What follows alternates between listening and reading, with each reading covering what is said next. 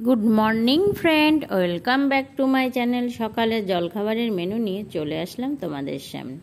চানা সেদ্ধ হয়ে গেছে, আলু কেটে নিয়েছি, পনিরটাও কেটে রেখেছি প্রচন্ড।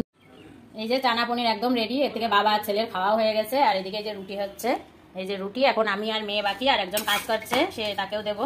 বাইরে পরিষ্কার করার জন্য নেওয়া হয়েছে, সে খাবে আর আমি আর মেয়ে খাবো। কত বেজে গেল, আবার দুপুরের রান্না। সারাক্ষণ রান্নাঘরেই দিন কেটে যায়, ঠিকঠাকভাবে ভিডিও করতে পারি না।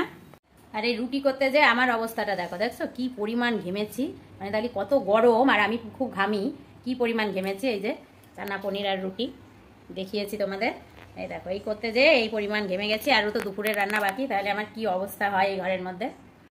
আমি আর মেয়ে খেতেও বসে গেছি। ছেলের আবদার ছিল চানা পনির রুটি, তাই করেছিলাম। দুপুরের মেনুতে ছিল ভাত, উস্তে ভাজা, পটল ভাজা আর পাট শাক দিয়ে মুগের ডাল। সন্ধ্যাবেলা কিছু লোক বাড়িতে এসেছিলো, করে নিলাম চা।